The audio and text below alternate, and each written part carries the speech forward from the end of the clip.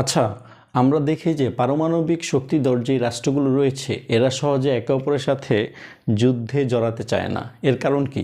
যেমন আমরা একটা উদাহরণ টানতে পারি, তৎকালীন সোভিয়েত ইউনিয়ন এবং ইউনাইটেড স্টেটস অফ আমেরিকা, দুইটা রাষ্ট্রই কিন্তু পারমাণবিকভাবে খুবই সমৃদ্ধশীল ছিল এবং তারা কিন্তু কখনই একে অপরের সাথে সরাসরি যুদ্ধে জড়ায়নি।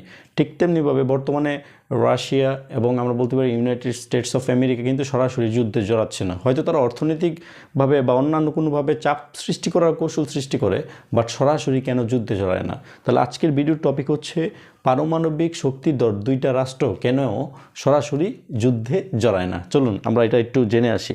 এখান থেকে একটা জিনিসের নতুন একটা থিওরি যেটার আবির্ভাব, সেটা হচ্ছে মিউচুয়ালি অ্যাশোর্ড ডিস্ট্রাকশন, বা সংক্ষেপে আমরা যেটাকে বলছি MAD। কেমন এই ব্যাপারটা আসলে কি? তো আমরা এটা আজকে জানবো।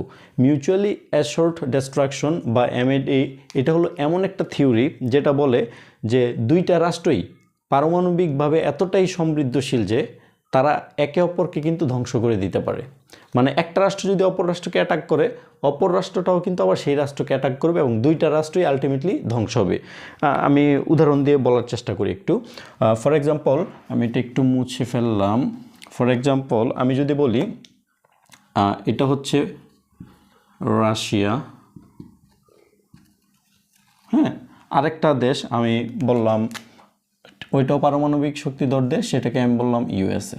ওকে, এখন রাশিয়ার মধ্যেও কিন্তু এখন পর্যাপ্ত সংখ্যক পারমাণবিক অস্ত্র রয়েছে, আবার ইউনাইটেড স্টেটস অফ আমেরিকার কাছেও কিন্তু পর্যাপ্ত সংখ্যক পারমাণবিক অস্ত্র রয়েছে।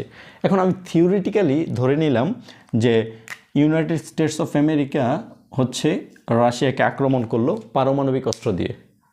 এটা তাহলে হচ্ছে ফার্স্ট স্ট্রাইক, মানে সে প্রথম আক্রমণ করলো, এটাকে আমরা বলবো ফার্স্ট স্ট্রাইক। হ্যাঁ, মানে সে প্রথম আক্রমণ করলো, তাহলে এটা হচ্ছে ফার্স্ট স্ট্রাইক। তাহলে তো অবশ্যই রাশিয়া ধ্বংস হয়ে যাবে, পারমাণবিক অস্ত্র যেহেতু অনেক পাওয়ারফুল, বা রাশিয়া ক্ষয়প্রাপ্ত হবে। ঠিক তেমনিভাবে রাশিয়াও যেহেতু পারমাণবিকভাবে শক্তিশালী, সেও কিন্তু তখন থেমে থাকবে না, সেও তখন আরেকটা স্ট্রাইক করবে, সেটাকে আমরা বলতে পারি সেকেন্ড স্ট্রাইক। তার মানে আলটিমেটলি কী রেজাল্টটা দাঁড়ালো যে ইউনাইটেড স্টেটস আমেরিকাও ধ্বংস হবে, রাশিয়াও ধ্বংস হবে, দুই দেশের মানুষই অনেক হতাহত হবে, নিহত হবে। সো সেই ভয় থেকেই কিন্তু কেউ কাউকে আক্রমণ করে না। এটাকেই আমরা আসলে বলি মিউচুয়ালি অ্যাশোর্ড ডিস্ট্রাকশন। বিভিন্ন চাকরি পরীক্ষার্থী বা ভাইভাতে এই জিনিসটা লাগে। সো আমরা এটা ক্লিয়ার হয়ে গেলাম। সবাইকে ধন্যবাদ। আমাদের গ্রুপগুলোতে যুক্ত হয়ে যাবেন। আমরা এরকমভাবে আরও 100টা বিভিন্ন বিষয় নিয়ে আলোচনা করব। আল্লাহ হাফিজ।